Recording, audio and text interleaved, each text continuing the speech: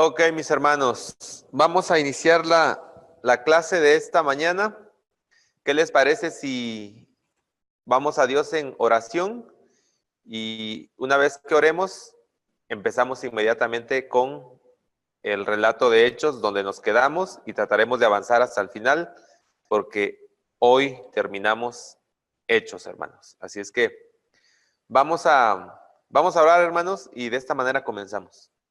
Señor y Dios Todopoderoso, te damos muchas gracias por tenernos aquí reunidos. Gracias, Señor, porque mis hermanos, donde tú los tienes en los diferentes lugares, Señor, has permitido que se concentren para que estemos juntos, Señor, en esta clase. Guíanos con tu Espíritu Santo y permite que aprendamos, Señor, lo que tú quieres que aprendamos para estar capacitados y tener herramientas para el extendimiento de tu reino. Gracias, Señor, en el nombre de Jesús. Amén. Muy bien, hermanos. Vamos a continuar. Nos habíamos quedado en el relato de Hechos, en el capítulo 10, con la conversión de Cornelio. Inmediatamente después de la conversión de Cornelio, Lucas nos va a introducir a la iglesia de Antioquía. Lucas nos va a presentar a la iglesia de Antioquía porque a partir del capítulo 13, el énfasis de Lucas va a cambiar de Jerusalén a Antioquía y del ministerio de los 12 representados por Pedro al ministerio de Pablo, y va a cambiar de contar el extendimiento de la iglesia dentro del pueblo judío al extendimiento de la iglesia dentro de los gentiles. Así es que en el capítulo 11 nos va a presentar nos va a presentar a la iglesia de Antioquía. ¿Cuál es la importancia o qué es lo importante de la iglesia, del relato de la iglesia de Antioquía, hermanos? Si ustedes recuerdan, al ir leyendo el relato de Hechos, nosotros vemos cómo la iglesia se concentra en Jerusalén.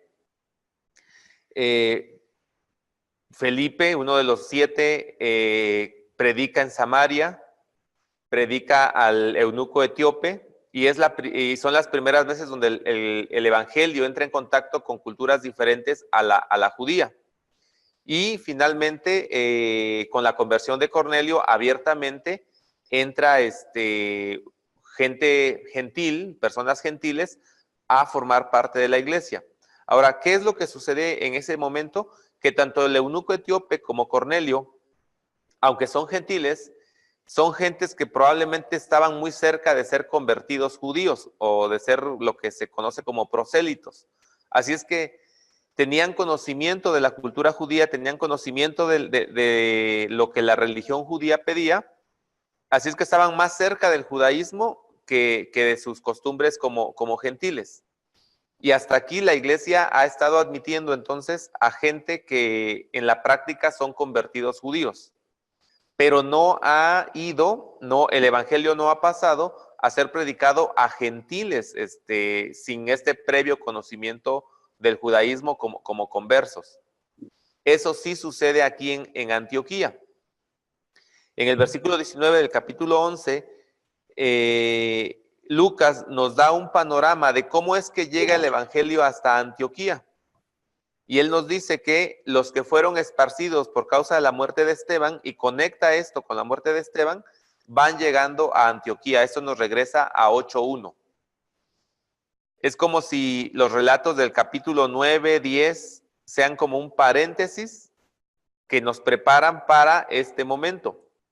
Conecta con la dispersión a causa del martirio de Esteban, y nos dice que los que van saliendo esparcidos, van predicando el evangelio a judíos solamente, pero unos hermanos que vienen de Cirene, de Chipre, de Fenicia, bajaron hasta Fenicia, llegaron hasta Antioquía, y ahí de manera intencional predican el evangelio a gentiles. Esa es la primera vez, hermanos, en que de manera intencional la iglesia mira al pueblo gentil, que no son necesariamente conversos, no son prosélitos, no son temerosos de Dios, que sería el caso de Cornelio, sino son gentiles, llanamente gentiles, y les predican el evangelio.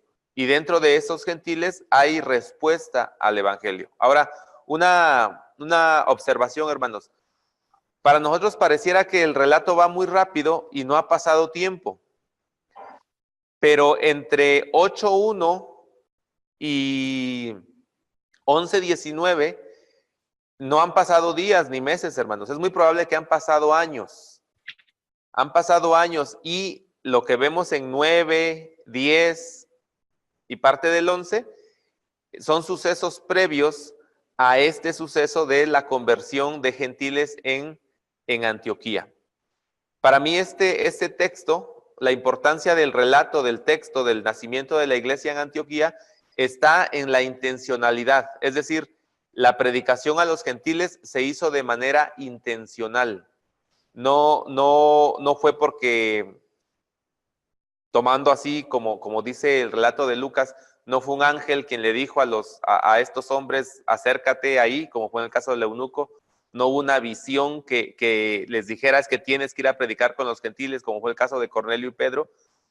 Aquí fue, ellos llegaron a un lugar, hay gentiles y les predican a los gentiles.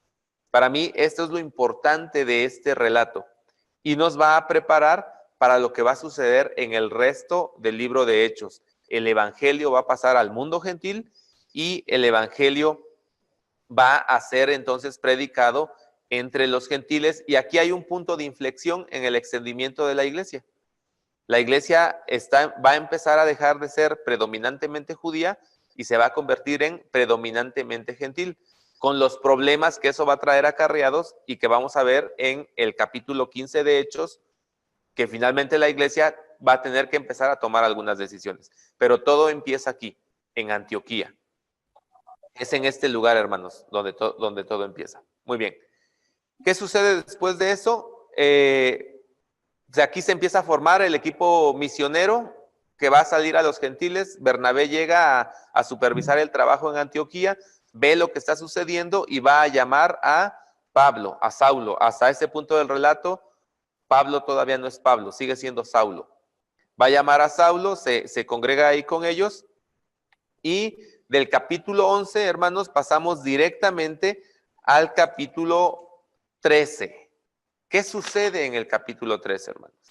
En el capítulo 13 nosotros vemos que Bernabé y Pablo están trabajando en la iglesia de Antioquía, pero no son solamente ellos los que están trabajando en la iglesia de Antioquía. Hay más gente, y esto para mí es algo importante. En el capítulo 13, Lucas empieza la narración diciendo así: había entonces en la iglesia que estaba en Antioquía unos profetas y maestros, y los va a listar. Bernabé, a quien ya conocemos, natural de Chipre, un hombre que está vinculado directamente con el grupo de Jerusalén. Luego está Simón, llamado Níger. Este apodo de Níger está en latín, probablemente, y muchos piensan que tiene alguna conexión con Roma, pero sin duda muchos, por el apellido Níger, que quiere decir negro, se cree que es africano, es un africano. Y luego está Lucio de Cirene, esto también es África. Cirene está en África, por las costas del Mediterráneo, pero en el continente africano. Luego está Manaén, conectado con la aristocracia palestina, porque dice que fue creado juntamente con Herodes. Y está Saulo, a quien ya conocemos. Lucas nos presenta a 3 de estos 5, nos dice quiénes son, pero no nos presenta a los otros 2, porque ya los conocemos, ya sabemos quién es Bernabé y ya sabemos quién es Saulo. Ahora, ¿qué es lo importante de aquí? Mire lo importante de aquí. En Antioquía es el primer lugar donde la iglesia, donde judíos cristianos predican dentro de los gentiles, y entonces empezamos a ver la formación de una iglesia cristiana gentil. Pero en la composición, hermanos, de su liderazgo, de los que son los maestros, los que enseñan en la iglesia, también hay una composición plural. Vemos gente de África, vemos gente palestina y aristócratas, vemos a un judío que nace en la dispersión, como sería el caso de Bernabé, porque él nace en Chipre. Vemos a Saulo, que es prácticamente un rabino judío. Vemos cómo este equipo, hermanos, es muy plural en su composición y seguramente muy plural en sus características, en sus dones, en sus ministerios, en la manera en que ellos son usados por Dios. Eso es algo bien importante, hermanos. Eso es algo bien importante, porque yo creo que un testimonio de la Escritura es, hermanos, que dentro de la iglesia, lo que ha funcionado y lo que ha hecho que la iglesia crezca ha sido la pluralidad de maestros, la pluralidad de aquellos que liderean la iglesia. Lo cierto es que en el libro de los Hechos y en las cartas, tanto paulinas como generales, no vamos a encontrar a una sola persona como a cargo de la iglesia. Siempre se va a hablar de una pluralidad de liderazgo. De hecho, el único lugar donde aparentemente hay un solo líder o hay alguien que quiere ser el único líder, eso es censurado por Juan en su tercera carta, ¿no? Cuando habla de Diótrefes, que ambiciona ocupar el primer lugar entre ellos y por lo tanto no admite a los hermanos que quieren enseñar y están llegando a enseñar a aquella iglesia. Entonces, hay una pluralidad. Lo otro que me llama la atención del texto, como nos lo presenta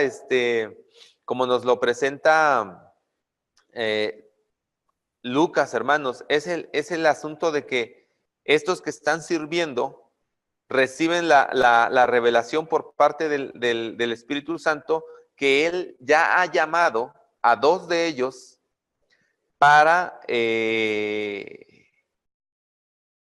un encargo muy especial. Y lo que el Espíritu Santo dice es de manera puntual: apartadme a Bernabé y a Saulo para la obra a la que los he llamado. Creo que la reflexión aquí para nosotros, hermanos, es ¿a quiénes la iglesia debe enviar? Y la iglesia debe enviar a los que Dios ha llamado. Ahora, vea usted a quiénes llamó el Señor. A los 2 maestros, yo diría a los principales maestros de Antioquía, porque estos son los que llegaron desde un primer momento a enseñar. Pero Dios los llamó a ellos. Así es que debemos aprender, hermanos, que es el Señor quien llama a aquellos que va a enviar. Cuando ahí dice que ellos, habiendo ayunado, orando, les impusieron las manos y los despidieron, yo no entiendo que se refiera a que ellos hicieron con esa imposición de manos, los estaban enviando. Más bien, con esa imposición de manos, les estaban reconociendo que ya habían sido enviados. Y solamente les estaban diciendo al orar por ellos y al imponerles las manos que los van a respaldar. Porque de repente pareciera que ellos, los demás, los que se iban a quedar son los que los mandaron, pero no. Si nosotros leemos bien el texto, el que los mandó fue el Espíritu Santo. Lo que la iglesia hizo solamente fue despedirlos, enviarlos. Así es que aquí en Antioquía, hermanos, va a suceder, va a iniciar el trabajo misionero hacia el mundo gentil. Y los elegidos para realizar ese trabajo son Bernabé y Saulo. Bernabé y Saulo son los elegidos. Inmediatamente, Saulo y Bernabé salen de ahí, se van a Chipre, llegan a ciertos lugares y empiezan a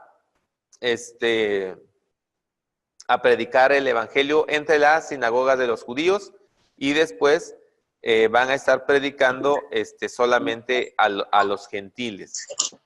Una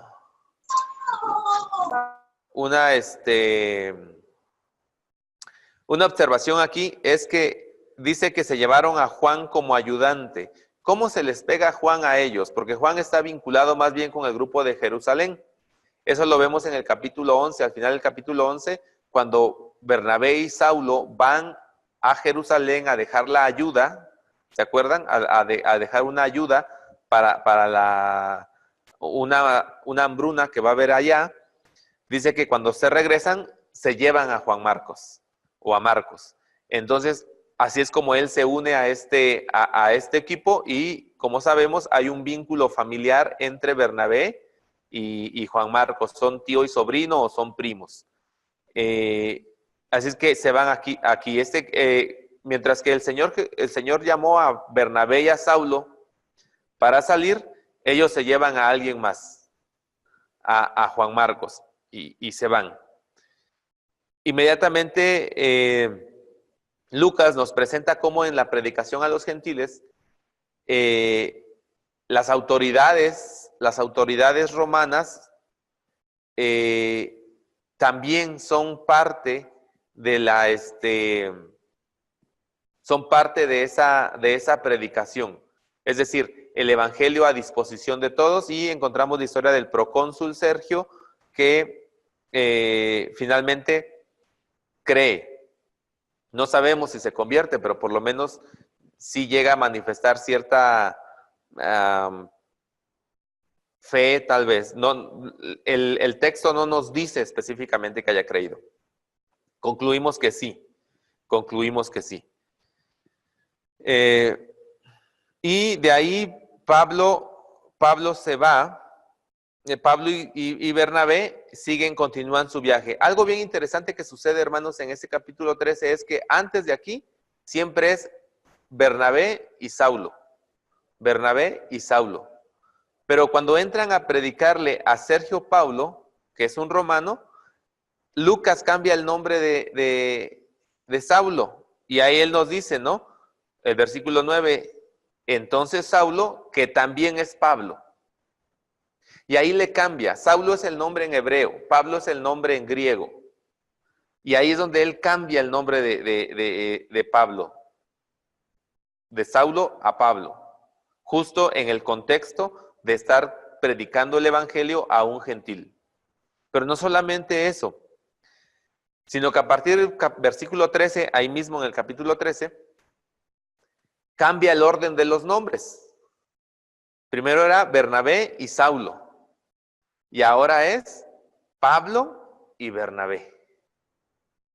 ¿Sabe? Esto, la mayoría de quienes interpretan estos textos nos dicen que esto se debe a que empieza a tomar preponderancia el papel de Pablo en la predicación del evangelio.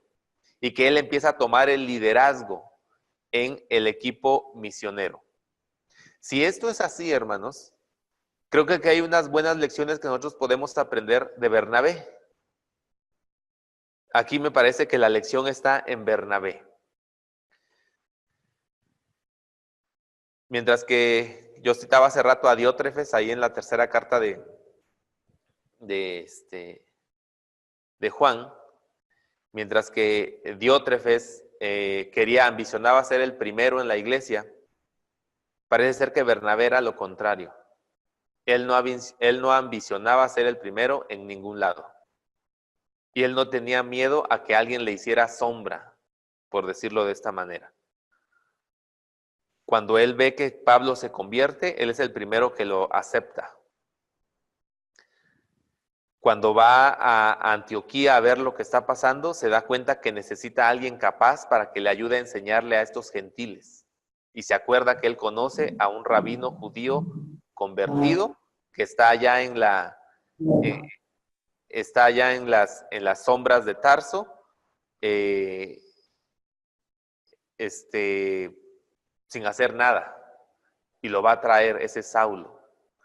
Y se queda ahí con él y enseñan a los cristianos de tal manera que es en Antioquía donde les llaman cristianos por primera vez.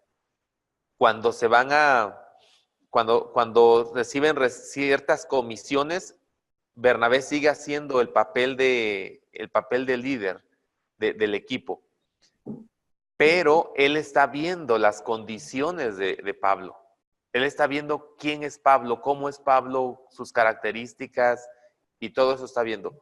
Y cuando ya van al campo misionero y Bernabé se da cuenta que Pablo tiene las características para liderar el equipo, de una manera muy sabia, muy humilde y haciendo honor a su nombre y a las características que se le dan en el libro de los Hechos, Bernabé da un paso atrás y deja que sea Pablo el que figure en el equipo y él simple y sencillamente toma el lugar que él entiende que a él le corresponde y es ser el auxiliar de Pablo. Y de estar liderando el equipo pasa a estar subordinado a aquel a quien él incluyó en el equipo. A mí me parece que esa es una gran lección, hermanos, para nosotros como iglesia. Aprendamos a encontrar nuestro lugar en los equipos ministeriales, hermanos. Hay algunos hermanos que han sido llamados a estar al frente. Dios los ha dotado del carisma, de habilidades para estar al frente. Pero hay algunos otros que Dios los ha llamado a estar detrás. Pero ni uno es más, ni otro es menos, hermanos. Pablo lo dice en la carta de los Corintios, ¿no? Ni el que siembra es algo, ni el que riega, sino es Dios quien da el crecimiento.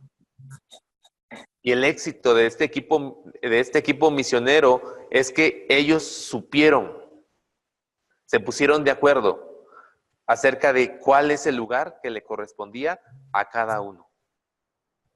Mucho estorbamos la obra de Dios nosotros, hermanos, cuando empezamos a pelear posiciones de liderazgo. Sobre todo si son posiciones que no nos corresponden. Porque a veces no es que yo tenga que ser el líder, a veces es que yo quiero ser el líder. Y es muy diferente entre que yo quiero ser el líder y que yo tengo que ser el líder. Porque cuando yo tengo que ser el líder es porque Dios ha determinado que yo debo ser el líder. Pero cuando yo quiero ser el líder, hermanos, estoy yendo en contra de lo que Dios ya ha dicho, porque a lo mejor Dios ya ha puesto a alguien más como líder. Pero como yo quiero, entonces voy a pelear por eso. Me parece a mí que esta es la gran lección que nosotros podemos tomar de Bernabé. Ahora vean usted cómo se describe a Bernabé. ¿Cómo se describe a Bernabé, hermanos? En el capítulo 11, 24 se dice que Bernabé era un hombre bueno, estaba lleno del Espíritu Santo y de fe.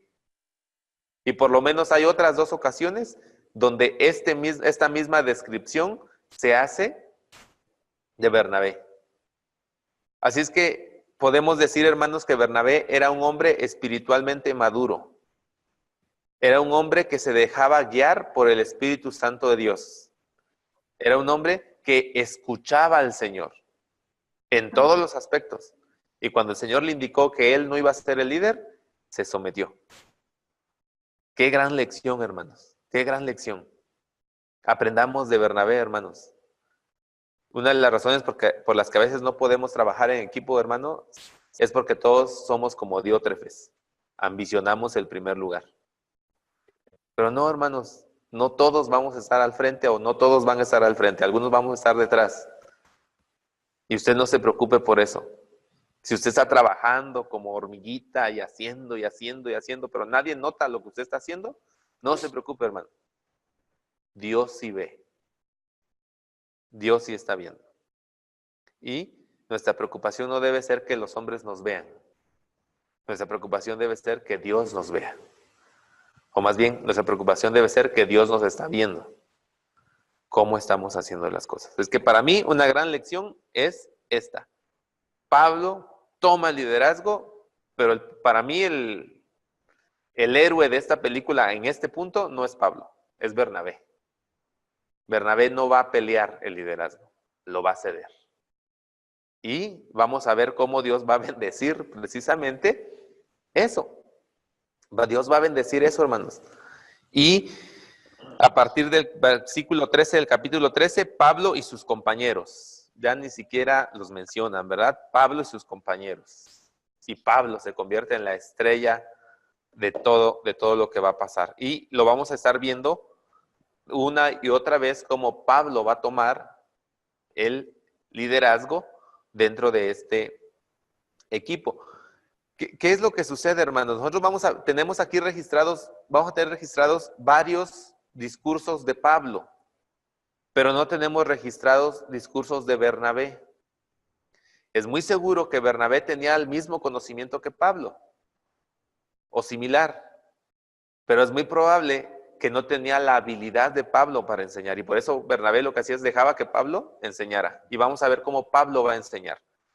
Así es que a partir del versículo 16, en el capítulo 13, tenemos la predicación de Pablo con respecto al Evangelio, ¿verdad? Tenemos la predicación de Pablo con respecto del Evangelio y vemos cuál es el contenido del Evangelio. Si comparamos el discurso de Pablo con el discurso de Pedro, con el discurso de Esteban, vamos a ver que el contenido es muy similar. Se hace una recapitulación histórica del pueblo de Israel, las promesas que el Señor había hecho con respecto a la venida del Mesías, cómo Jesús cumple esas promesas, cómo es que Él muere, cómo es resucitado y cómo a través de su nombre se da salvación a todo aquel que cree. El contenido de la predicación de Pablo es similar al contenido de la predicación de Pedro y de todos ellos. Muy bien. ¿Hasta aquí alguna pregunta, hermanos? ¿Alguien tiene una pregunta, un comentario? Ahí voy, hermano de Monterrey, y luego a mi hermano Rafael. Buenos días, hermano. Buenos días, hermano. ¿Cómo están? Nomás quería comentar, estaba escuchando lo que hablabas acerca de la actitud de Bernabé, y le comentaba yo a mi hermano Jaime. Yo creo, hermano, que fue una verdadera actitud de liderazgo lo que hizo Bernabé. Porque reconocer primeramente lo que Dios quiere de cada uno de nosotros y hacerlo requiere de liderazgo, hermano. Requiere de ese valor, de esa madurez que Dios da, pues, a sus hijos, ¿verdad? Entonces, yo creo que esa es una verdadera muestra de lo que es un líder, Bernabé, el hecho de hacerse un lado. Igual que como Juan el Bautista, ¿no? Parecido, que tiene más o menos una connotación. Yo debo de crecer para que Él crezca. Me hago un lado para que el Señor Jesús haga su obra. Gracias, hermano. Gracias, hermano. Dios le bendiga. Hermano Rafael, díganos usted, a ver. No lo escucho, hermano, por alguna razón. A ver, ahí está ya.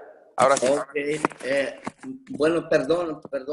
Ahorita nos salimos de la red, no sé qué pasó aquí y me perdí un poquito. Estamos todavía en Hechos 16, dice ahora. Estamos en Hechos 13, hermano. Ok, es que se fue el internet ahorita. Se cruzó. Ok. Nada más, y sí, de lo que comentaba de Bernabé, yo creo que es de los hombres que necesitamos en la iglesia, ¿no?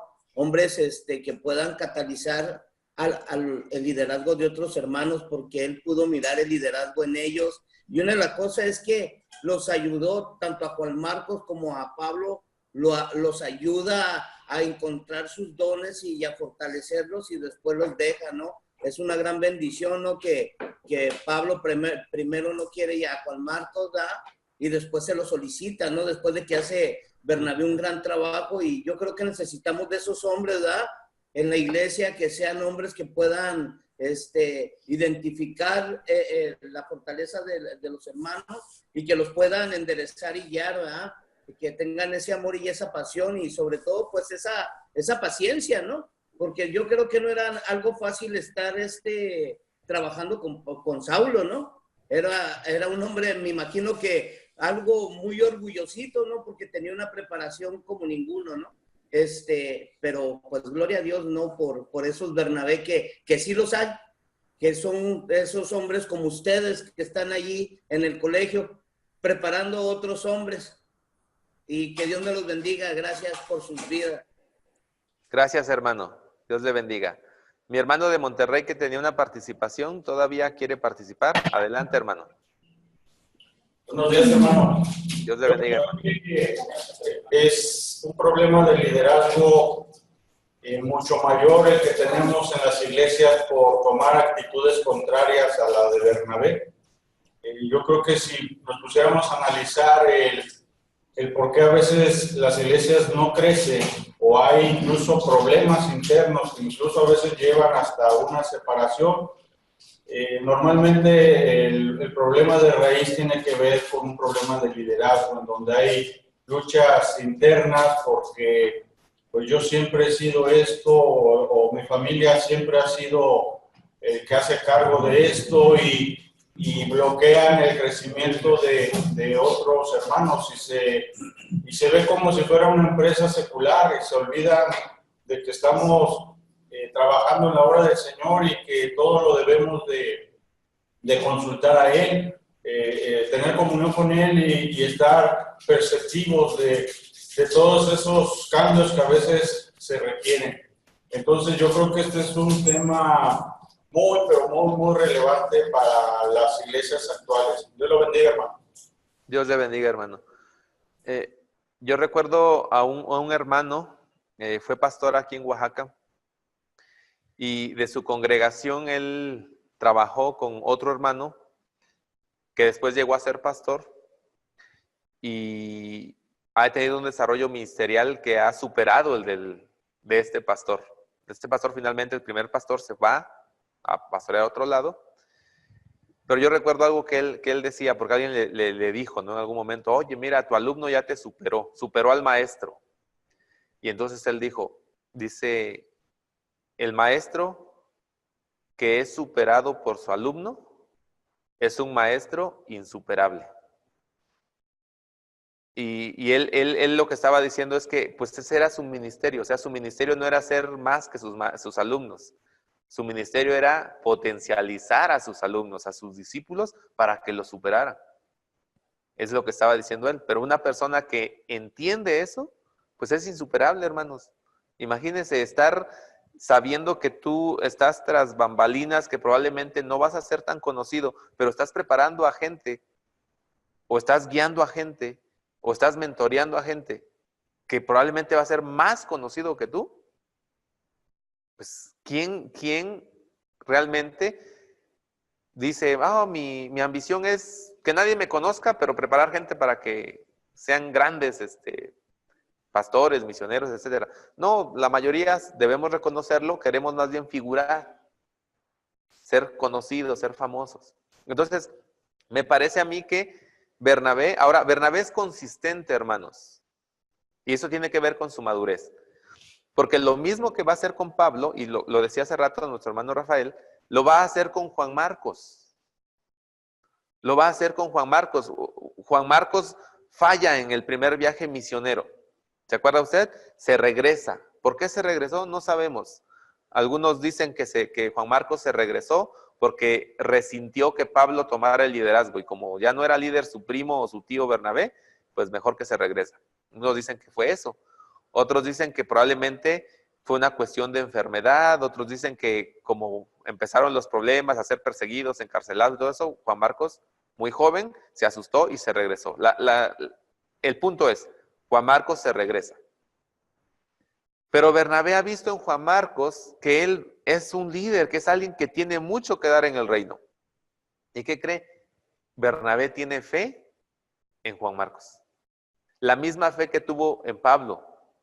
Porque dice el evangelio, la narración en Hechos que cuando Pablo se convierte, nadie se quería juntar con él. Pero Bernabé tiene fe en Pablo y entonces él lo introduce a la iglesia. Ahora Juan Marcos más adelante va a fallar, pero Bernabé tiene fe en Juan Marcos y le va a dar una segunda oportunidad. Y mire, vea usted esto. Bernabé toma a Pablo bajo su mentoreo y ¿qué tenemos? Alguien que escribió una gran cantidad del Nuevo Testamento. Bernabé toma bajo su mentoreo a Juan Marcos y ¿qué tenemos? A alguien que escribió el Evangelio de Marcos. Pero de Bernabé no tenemos ni una palabra, ni un discurso. No sabemos qué decía, qué dijo, qué enseñaba. Pero sí tenemos lo que aquellos que fueron mentoreados por él enseñaron, predicaron, escribieron. Este era el trabajo de Bernabé. Y él se sabía que ese era su trabajo.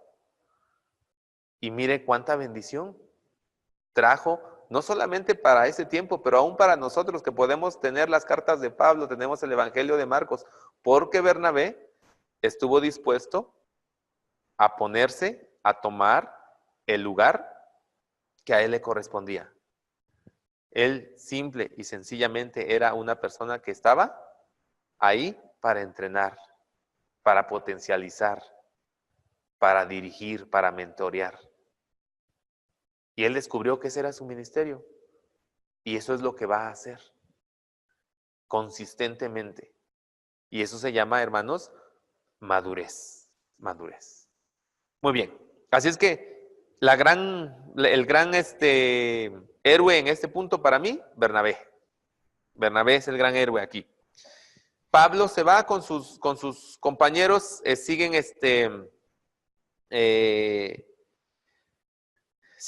su viaje de predicación, y algo que a mí me llama la atención en el capítulo 13, versículo 52, es lo que anota Lucas. Lucas dice, y los discípulos estaban llenos de gozo y del Espíritu Santo.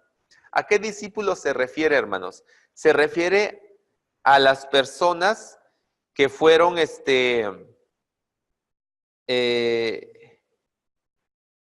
convertidas ahí en Perge. Se refiere a ellos. Pero a mí lo que me llama la atención es que Pablo dice que están llenos del Espíritu Santo, pero hay algo que no dice y que sí ha dicho en sus narraciones anteriores. ¿Cuál era, hermanos, la señal de la llegada del Espíritu Santo en las primeras conversiones que nos narra Lucas? El hablar en lenguas. Ok, pero aquí no nos lo dice. Por lo tanto, yo concluyo que si hablar en lenguas fuera una señal de la recepción del Espíritu Santo, que la iglesia en ese entonces tenía como la señal por excelencia, Lucas tendría que decírnoslo, porque está hablando de la conversión de gentiles. Pero no nos lo dice, solamente nos dice que tienen el Espíritu Santo, pero no nos dice de ninguna de estas manifestaciones. Por lo tanto, mi conclusión es que si aquí no lo cuenta, esta no es la excepción. Más bien, esta es la regla. La excepción son los lugares donde sí lo cuenta. Y lo cuenta por razones muy específicas. Así es que, para mí, eso es algo que yo quería destacar de este punto solamente.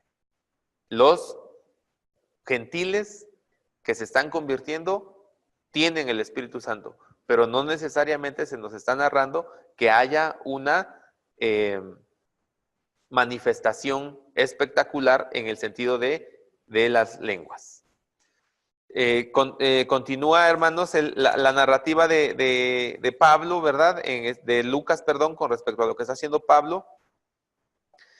Encontramos a Pablo allá en Listra, y vemos aquel punto donde quieren ofrecerle sacrificios a Pablo y a Bernabé porque hacen la curación de un paralítico. Y vea usted cómo son las cosas. Unos versículos antes le quieren ofrecer sacrificios y unos versículos después lo apedrean. Así de cambiantes son las cosas, hermanos. No nos creamos mucho cuando de repente alguien nos diga que qué bárbaro, cómo la estamos haciendo, porque al rato puede cambiar el panorama.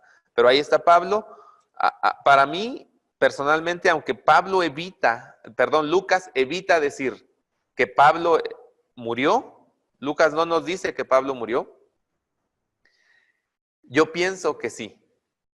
Yo pienso que Pablo sí murió y que el Señor lo resucitó o lo revivió. Más bien lo revivió, no lo resucitó. Lo revivió. Para mí, esa es yo pienso que sí sucedió eso, pero bueno, vemos cómo están todas estas dificultades, todo esto que está pasando, pero finalmente el equipo regresa a la iglesia enviadora, regresan a Antioquía y cuentan todo lo que está sucediendo, todo lo que ha pasado, y la iglesia se alegra, como no puede ser de otra manera, ¿no? Pero aquí llegamos al capítulo 15. ¿Qué sucede en el capítulo 15, hermanos? En el capítulo 15 sucede que llegan hermanos desde Jerusalén y empiezan a decirle a la iglesia gentil en Antioquía que para que sean salvos, ellos definitivamente necesitan convertirse al judaísmo. Deben circuncidarse de acuerdo con el rito de Moisés. Si no, no son salvos. Y en el versículo 12 nos dice que hay una fuerte pelea, ¿no? Puesto que surgió una contienda y discusión no pequeña, o sea, esa es una figura retórica. Se dice lo contrario de lo que se quiere decir, no pequeña, o sea, muy grande, muy grande.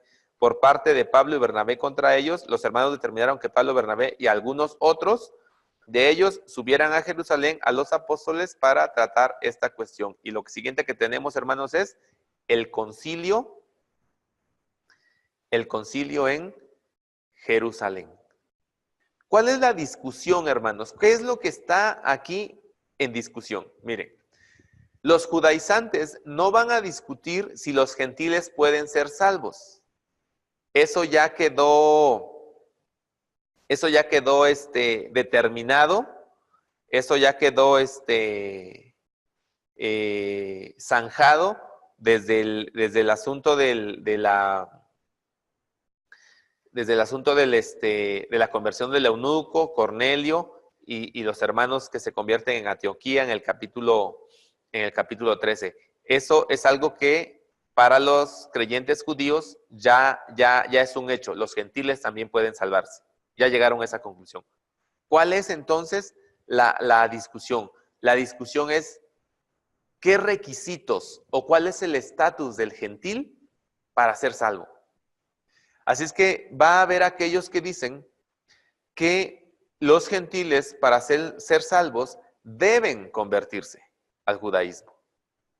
Y entonces, una vez que se han convertido al judaísmo, ya son salvos. En el caso contrario, no existe o no, su conversión no sería tomada como tal.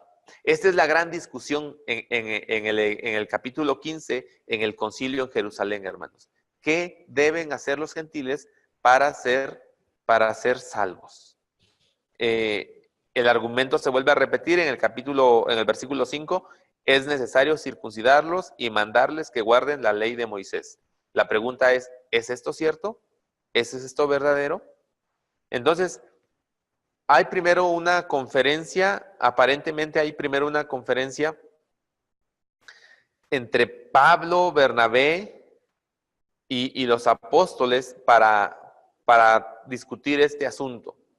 Se dan cuenta que no puede ser resuelto por ellos solamente porque involucra a toda la iglesia y entonces la conferencia, el concilio se abre a toda la iglesia. Toda la iglesia va a estar presente para que toda la iglesia llegue a una resolución del tema. ¿Cómo se organiza el asunto? El asunto se organiza así. Primero es Pedro quien va a decir y va a volver a relatar su experiencia con Cornelio. Y eso es determinante, hermanos. El hecho de que Pedro narre esta experiencia es determinante. Por eso para mí el capítulo 10 en Hechos es un capítulo muy importante en la narrativa de Lucas. Porque la experiencia de Pedro con Cornelio va a ser determinante en la decisión que va a tomar el concilio aquí en el capítulo 15. Pedro vuelve otra vez a exponer el tema y él dice que él está convencido de que los gentiles no necesitan hacer ninguna otra cosa más que creer. Y vea usted cómo lo dice, y esto es bien interesante. Él no dice, los gentiles son salvos igual que nosotros por medio de la fe. Él lo dice al revés. En el versículo 11, nosotros creemos que somos salvos por la fe igual que ellos. Entonces, él está poniendo al cristiano judío y al cristiano gentil en el mismo nivel. Y además, les está diciendo a ellos que no existen, puesto que están en el mismo nivel en su salvación por su fe en Cristo, no existe entonces razón para poner sobre los gentiles ninguna otra ley o mandato que Dios mismo no les pidió. Ese es el argumento de Pedro. Después de que habla Pedro, va a hablar entonces Bernabé y Pablo. Pablo y Bernabé van a contar lo que dice, todo lo que ellos han hecho en su predicación a los gentiles, aunque Lucas no lo registra. Registra más bien los discursos de Pedro y Jacobo. ¿Por qué? Porque Pedro y Jacobo son del partido hebraico. Pedro y Jacobo son del partido de los fariseos, que ya son cristianos. Pedro lo dice. Jacobo definitivamente lo es. Pablo y Bernabé representan a los que están trabajando con los gentiles. Así es que para Lucas, lo importante aquí es el argumento de los que son hebreos o del partido hebraico para no poner ningún otro requisito sobre los gentiles. Así es que Jacobo hace una disertación, se basa en el Antiguo Testamento, hace citas de Amós, y él dice que lo que está sucediendo es el cumplimiento de lo que Dios había profetizado a través del profeta. Los gentiles también están incluidos en el reino de Dios. Ahora, ¿por qué la participación de Jacobo es importante, hermanos? Parece ser que en este punto, hermanos, este Jacobo que está aquí, es el pastor de la iglesia en Jerusalén. Aunque ahí están los apóstoles, el pastor de la iglesia es Jacobo. Así es que su autoridad, hermanos, debe ser tomada en cuenta. De hecho, Pablo va a decir en Gálatas que él, cuando se reunió en Jerusalén, se reunió con Pedro, con Juan y con Jacobo, los cuales eran tenidos por columnas de la iglesia. Y mete como columna de la iglesia a Jacobo, que no es apóstol, pero tiene un fuerte liderazgo en Jerusalén. Así es que esta situación, hermanos, la opinión de Pedro y la opinión de Jacobo, Pedro diciendo no pongamos un yugo que Dios no les puso, y Jacobo diciendo no hay que inquietar a los gentiles con respecto de mandamientos que Dios no les ha dado. Esto es lo que tiene el peso en el ánimo de la iglesia. Por eso es que vamos a ver que en el 22 dice que le pareció bien, que la iglesia estuvo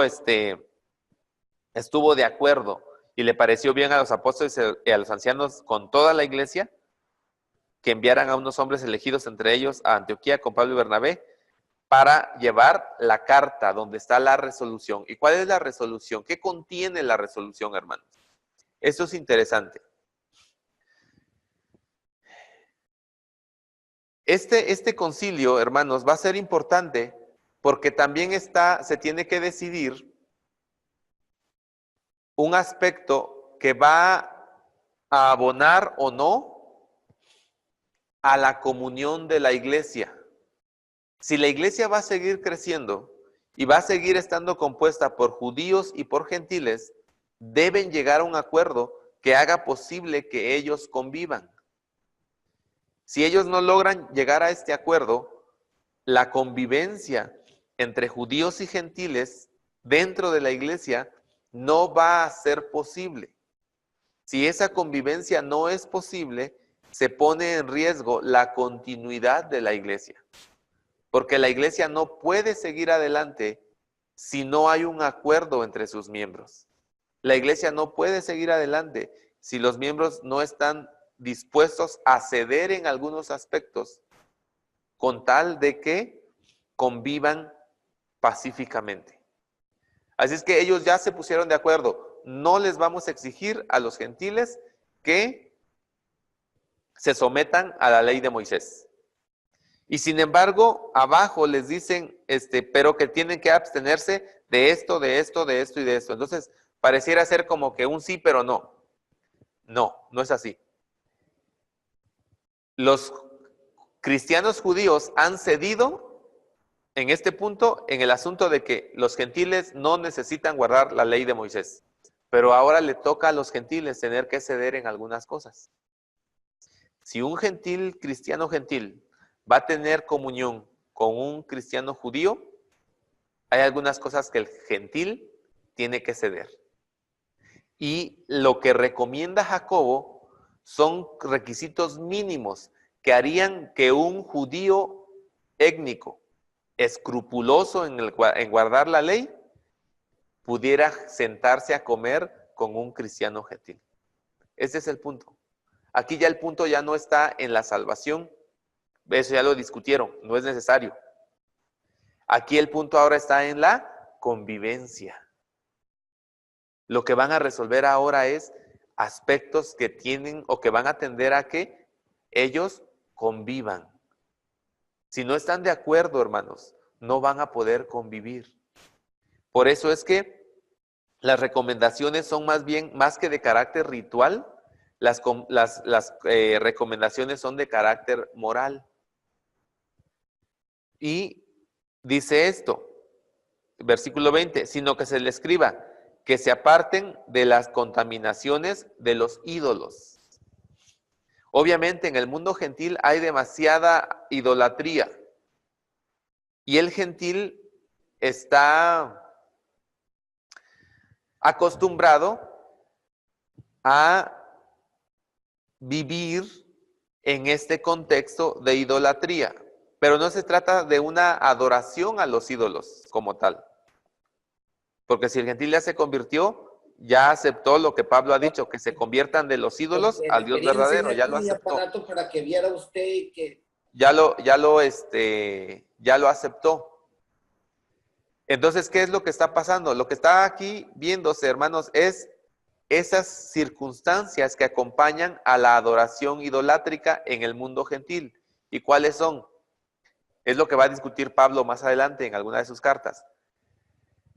Cuando se hace un sacrificio a un dios pagano, gentil, en realidad lo que se sacrifica y se entrega ahí a ellos generalmente era la sangre. Y el resto del animal, para no desperdiciarlo, se vendía. Así es que, ¿qué es lo que está pidiendo aquí el bando judío? Lo que está pidiendo es, miren, en todo lo que ustedes puedan, absténganse de comer comida sacrificada a ídolos. Pablo va a ir después más allá de eso y va a decir que eso no tiene nada que ver. Pero sí va a dar una recomendación, que si mi hermano débil en la fe dice que no se debe comer porque fue sacrificado a ídolos, dice pues no comas. Es lo que está pasando aquí. Si yo sé que en la iglesia va a llegar un judío, pues yo voy a procurar tener comida kosher para que él pueda sentarse conmigo a comer. Porque si no, él va a comer aparte y yo voy a comer por otro lado.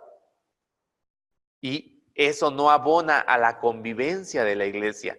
Y esa, aunque yo tengo la libertad de comer eso, por la comunión y por la convivencia, yo debo someterme a esto por amor a mi hermano.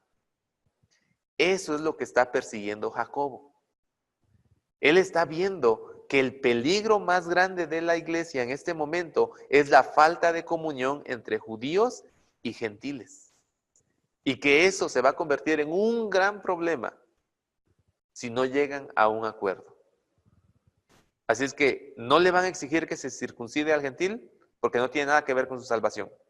Pero le van a pedir que regule ciertas prácticas de vida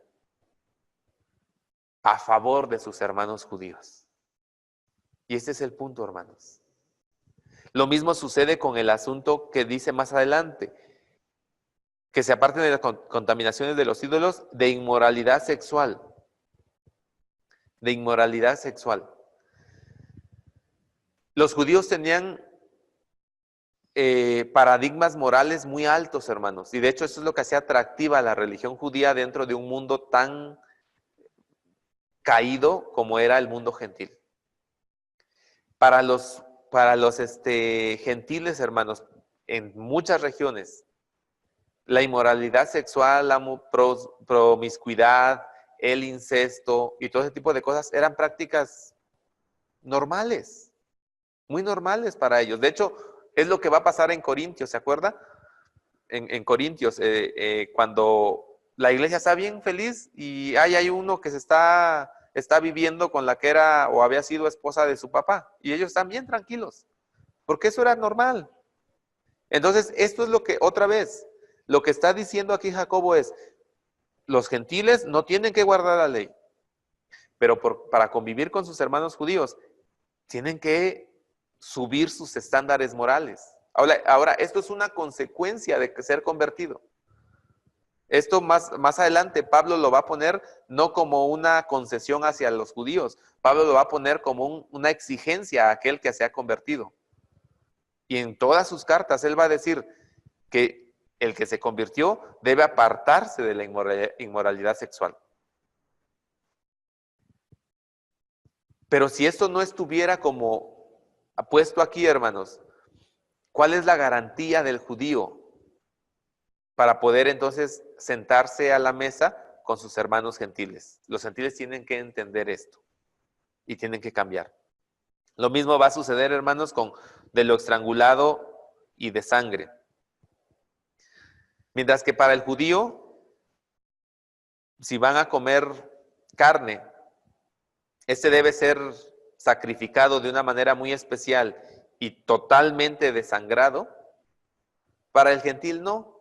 Para el gentil podían ahorcar el animal y después lo destazan, pero cuando eso sucede, la sangre se mezcla en la carne y el gentil no tiene problemas en comérselo, pero el judío sí. Así es que si se van a sentar a comer juntos y le traen una carne al judío, el judío debe saber que esa carne fue sacrificada o el animal fue sacrificado apropiadamente. Lo que se le está diciendo al gentil es, no hagas esto para no ofender a tu hermano judío y que él pueda comer contigo. Y lo mismo pasa con la sangre.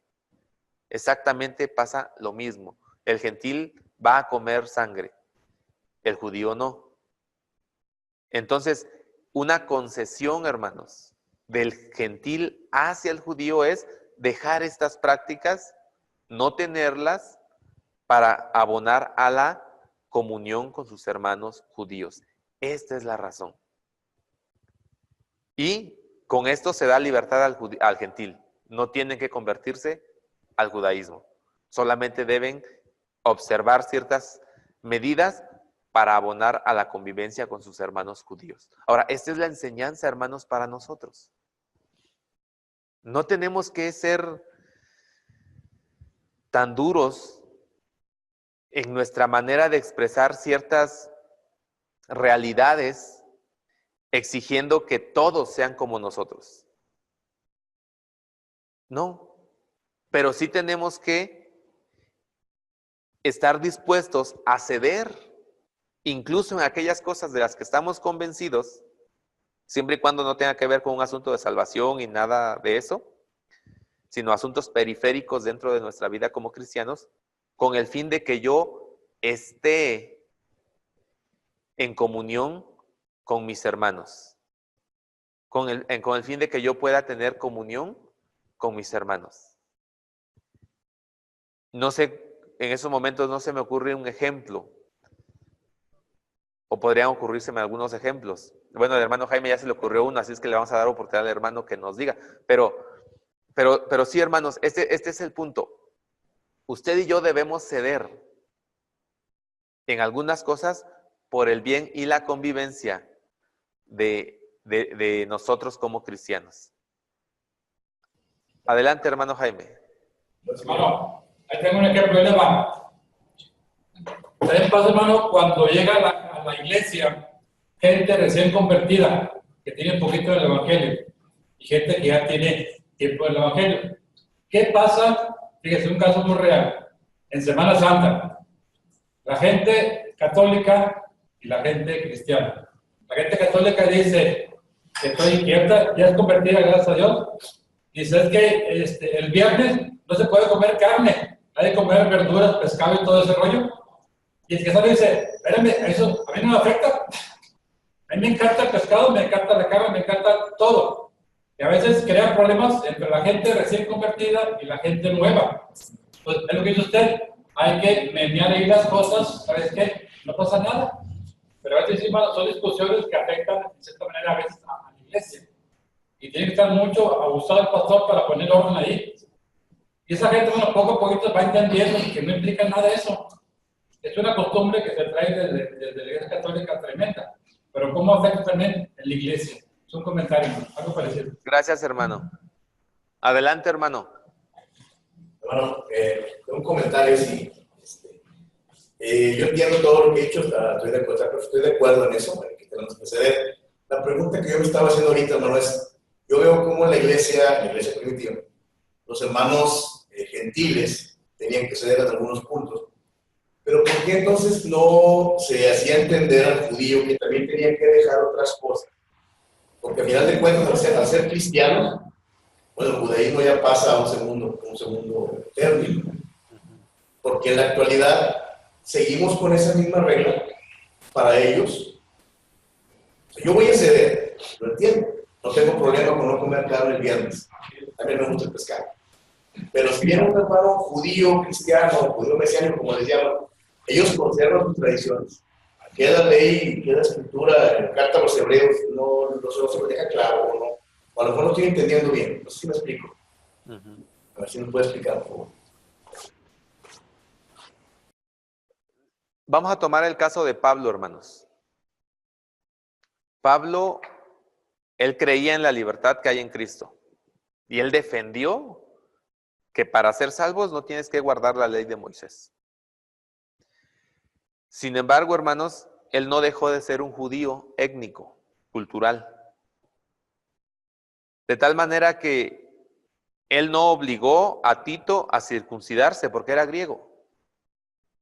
Pero a Timoteo, que era de ascendencia judía, lo circuncidó. Porque como judío eso es lo que tocaba hacer. Y lo hizo.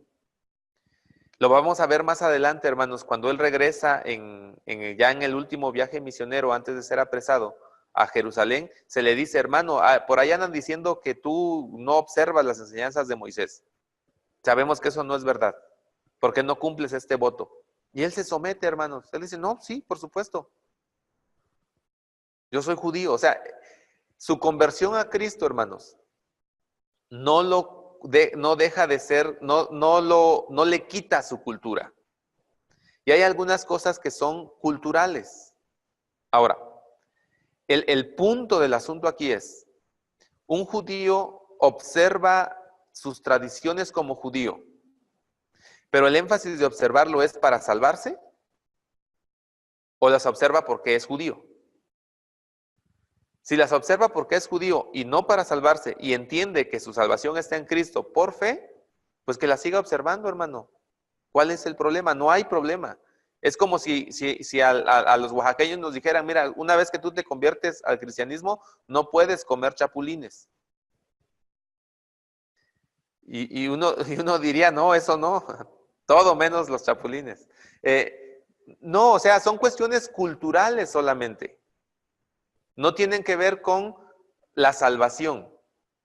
Si un judío dice, no, tienes que guardar la ley para ser salvo, entonces él no es cristiano y no ha entendido el evangelio. Pero si este judío sabe que su salvación está solamente en Cristo por fe, eso no quiere decir que deje de ser judío. Va a seguir conservando ciertas prácticas que le son inherentes porque es su identidad cultural. Y lo mismo va a suceder en todas las culturas, hermanos. Probablemente en nuestro contexto no lo veamos tanto, pero podemos pensar, por ejemplo, en hermanos que se están convirtiendo en África. No sé si ustedes han visto algunos videos, testimonios, y están ahí, están con sus tambores y están haciendo muchas cosas. Y uno diría, oye, es que no, quítenle los tambores, llevémosle un piano. Porque es con piano, hermanos. Bueno, no, esas son cuestiones culturales solamente. Son cuestiones culturales. No, es que mire, probablemente suceda lo mismo allá en sus lugares donde están. Pero por ejemplo aquí en Oaxaca, hermanos, usted va a algunas iglesias y no solo hablando solamente de bautistas, sino de iglesia así, cristiana en general, en el istmo de Tehuantepec, en la costa, lugares calurosos todo el año, y pobres pastores, predicando con corbata y con saco, porque les enseñaron que así es como debe predicar el pastor. Pero eso es cultural. Eso no es de ellos.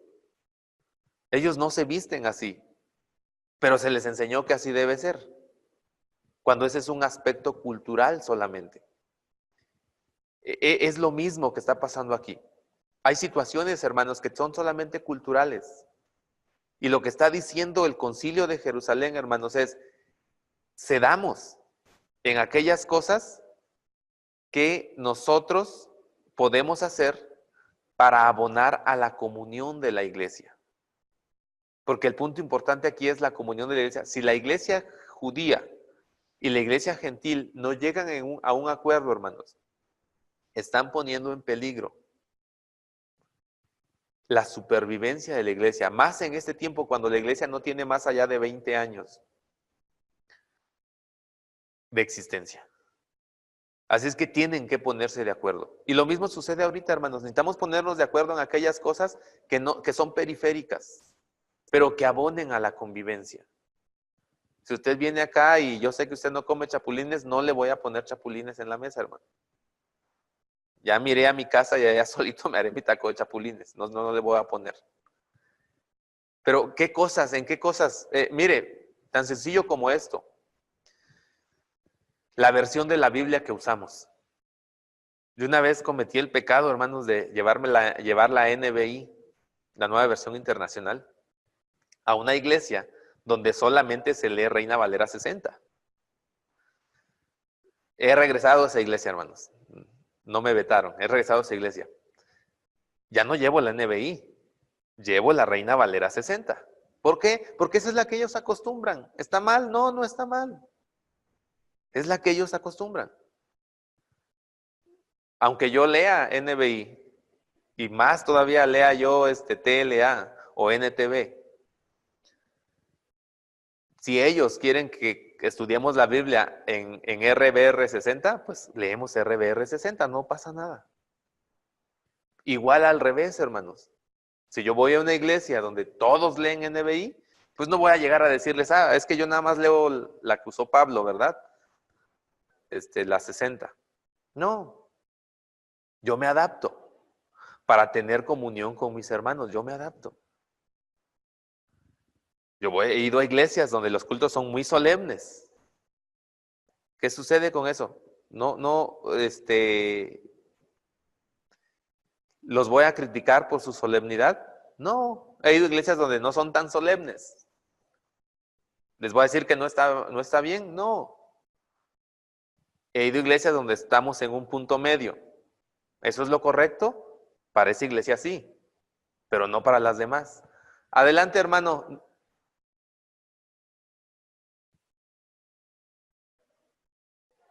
No lo escucho, hermano, discúlpeme. Y no tengo el teléfono conmigo. No sé si a lo mejor me mandó usted un mensaje, no tengo el teléfono conmigo.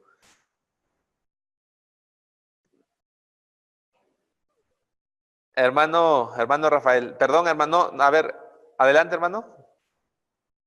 No lo escucho. Perdón, hermano Ernesto de Houston. A ver. Bueno, ya está, ya lo escucho. Bueno, es que... no es usted, es el hermano Rafael. Sí. Es que no me desconectan el micrófono. A veces cuando pedimos la palabra no desconectan el micrófono, o sea, lo dejan apagado. Ajá. Ahorita de lo que está diciendo es una verdad. Es a veces muy triste el hacer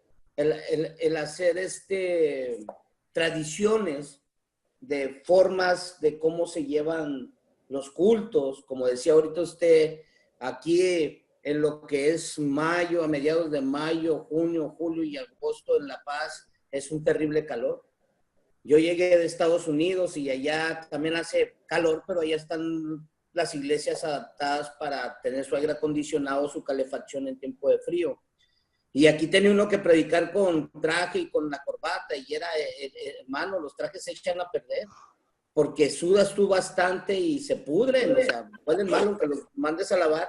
Y sí, a veces la gente se resiste a que usted deje la corbata o deje el saco, le ponen más énfasis a la forma en cómo va vestido que a recibir el alimento que Dios está llevando a través del siervo, ¿no? Son cosas culturales que de repente deberíamos de no tomarles tanta en cuenta, pero también es porque, gracias le doy a Dios porque está hablando de esto, porque sería bueno que en todas las iglesias empezáramos a entender que no podemos culturalizar todo esto en todas las iglesias, porque vienen de diferentes formas, ¿sí me explico? Entonces, pues sí, estoy de acuerdo con lo que usted dice, hermano, y gracias a Dios por tocar este tema, porque sí se la pasa a veces uno mal el tratar de volver a explicar y decirles que no miren eso, que no lo miren el saco,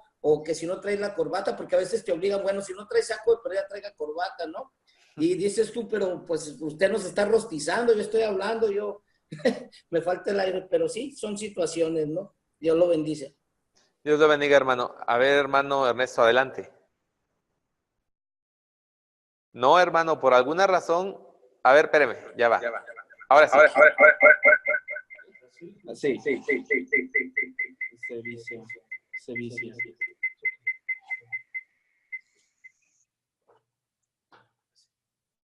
Sí, hermano. Sí. ¿Sí me escucha, hermano? Ah, sí lo escucho. Pero Sí, se vicia el sonido por alguna razón. sí, es que lo estoy tratando de poner por el teléfono, hermano. Adelante. Póngale. A ver. Se salió este.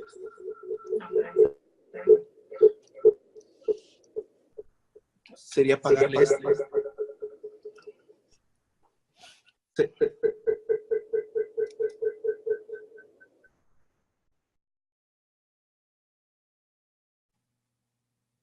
Okay. Hermano, ¿ahora sí? Sí, sí lo escucho, hermano. Ok. A lo mejor no me van a ver, hermano, pero el ejemplo era el siguiente, hermano. Nos Sí. pasó algo bien curioso en el nuevo alcance que estamos, donde están haciendo la nueva visión. Pues ahí hay una pareja de nuevos cristianos y pues como un buen regiomontano, pues una carnita asada. Posteriormente, fuimos y pues supieron que íbamos a hacer la carne asada y los hermanos invitaron a familiares de ellos. Entonces, pues bueno, ya lo que vio, prendía el carbón, etcétera, etcétera, moví el asador de mi casa a su casa, etcétera, etcétera. Pues vi que llegó el familiar, pues llegó con un cartón de cerveza, hermano. Entonces ahí me quedé yo frío, hermano, y yo dije, ay, Señor, ilumíname. Entonces yo no podía atenderlo, hermano, platicar con él ni nada. Dije, no, pues que todo fluya en base a la voluntad de Dios. Entonces, yo me puse a hacer la carne, pues yo iba a invitarlos, yo los invité a ellos, entonces yo tenía que hacerla. Entonces ya la estaba haciendo y todo, y en eso, gracias a Dios, un hermano lo abordó a él y se orillaron y estuvieron platicando, empezaron de trabajo y de todo, y al final él expuso la palabra de Dios. Él no aceptó, hermanos, pero él vio al final, ya cuando partimos pastel y todo ya estaba de noche, él dijo, ¿sabes qué? Algo está pasando conmigo, dice, ya no puedo yo, porque él decía, no, ¿sabes qué? Mejor ni quiero saber. Y le dice el hermano, ¿sabes qué? Eso que tú dices que ni quiero saber, pues ya ahorita ya te amolaste. O sea, tú ya sabes a dónde vas si tú llegas a morir. Entonces él se quedó serio y él me pudo transmitir a mi hermano de que obviamente nosotros no lo excluimos, sino lo tratamos de juntar y dice, ¿sabes qué? Me gusta. Entonces estamos trabajando con ellos, hermano. Pero me vino a la mente, es un ejemplo bien vivido en cuanto a lo que estamos leyendo ahorita de Hechos. Y pues Muy bien, hermano. Muchas gracias por compartir con nosotros esta experiencia. Y sí, hermanos, nosotros necesitamos nomás los incito a esto, hermanos, porque sí, la verdad. Sí, bueno. Sí, hermano, dígame. Sí, entonces, no, nada más es ese comentario, hermano, y se lo había puesto por WhatsApp, pero no, esto ya no podía ponérselo, era demasiado. Saludos, hermano. Saludos, hermano. Hasta luego. Ándale, hermano. Dios lo bendiga. Bye. Bendiciones. Igual. Sí, hermanos, pues necesitamos ser cautelosos, hermanos, en ciertas situaciones. Yo no sé, mis hermanos que están trabajando en Zacatecas, que vienen de Venezuela, yo creo que ellos han tenido que hacer muchas adecuaciones a algunas cosas porque culturalmente están en un lugar donde han enfrentado lo que en misiones se conoce como el choque cultural, ¿no? Llegas y de repente, híjoles, las cosas son tan diferentes. Hermano, le voy a dar el sonido. Adelante, hermano.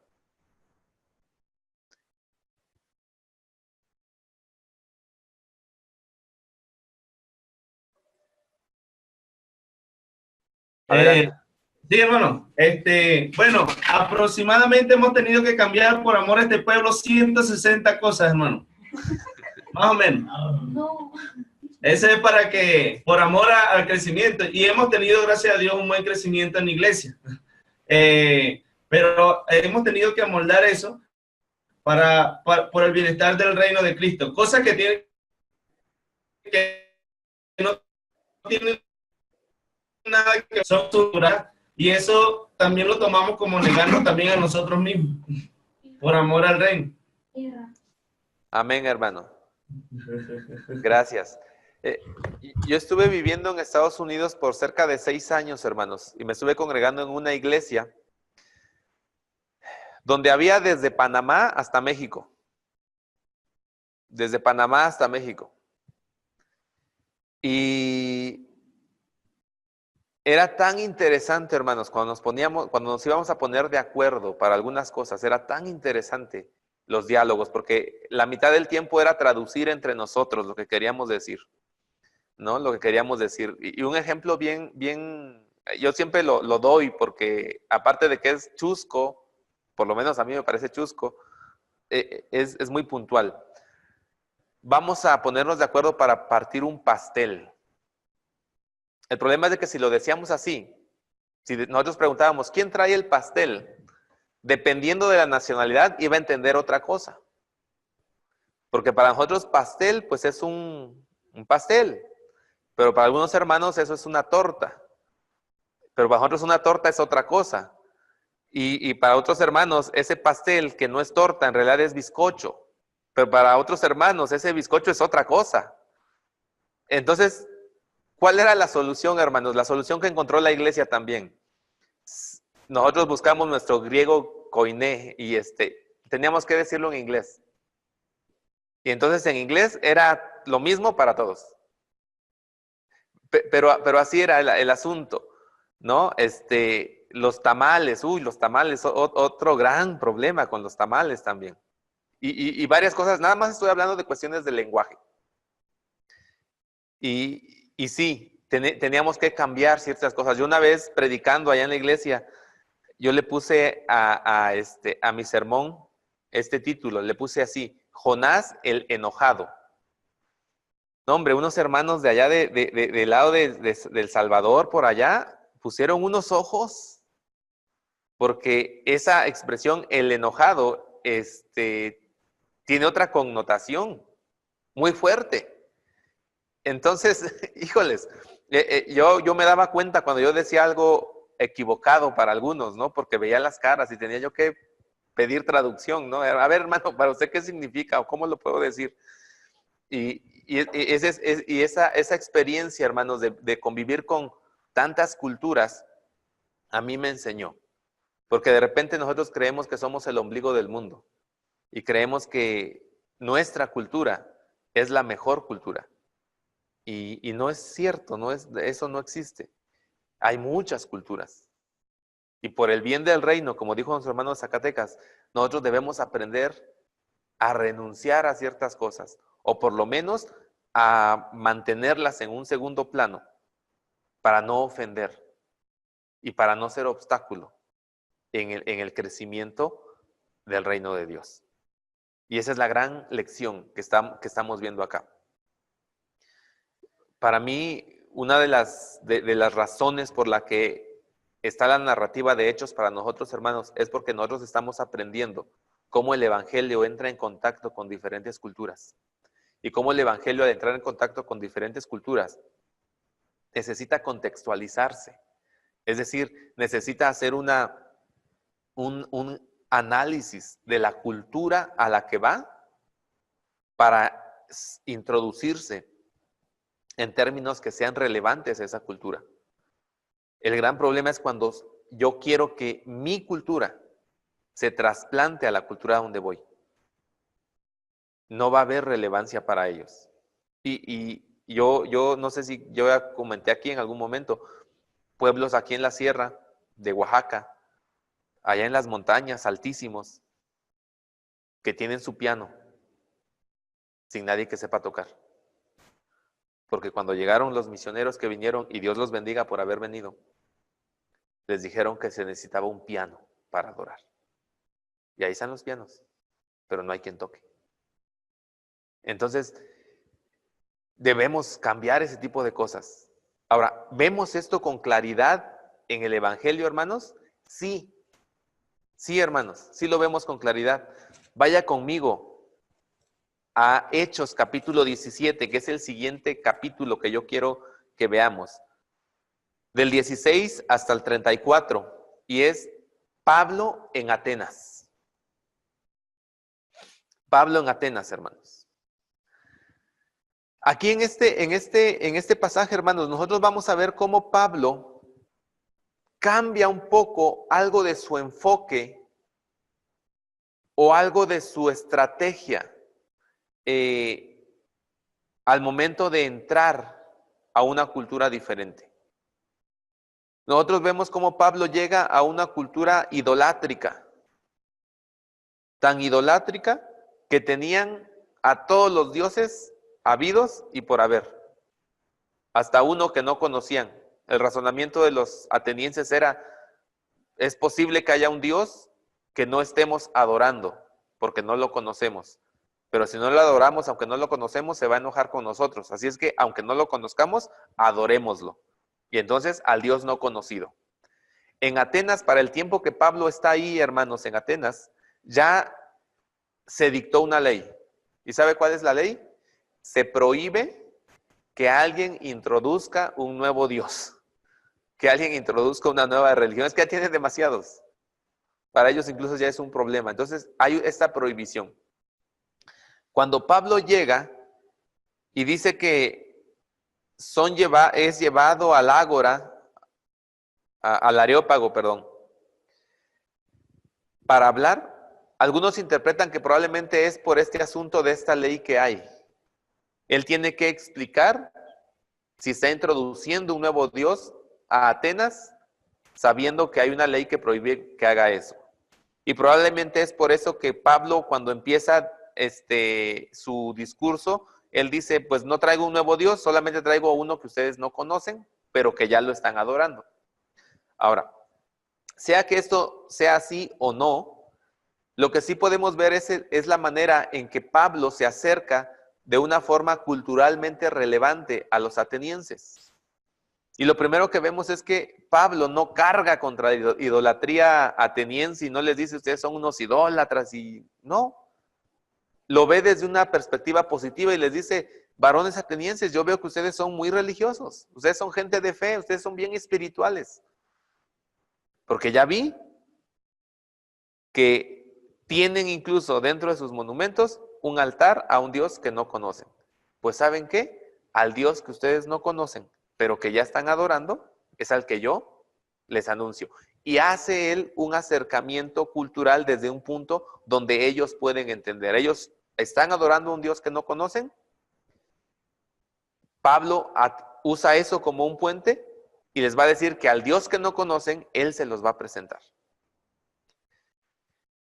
Y entonces, él va a tratar de destruir el politeísmo ateniense diciendo que hay solamente un Dios y que ese Dios no puede ser hecho con manos de hombres, ni puede ser tenido en un templo. El Dios del que él va a hablar es un Dios trascendente, que no puede ser representado en una figura y no puede ser que no puede ser que se le tenga en un templo.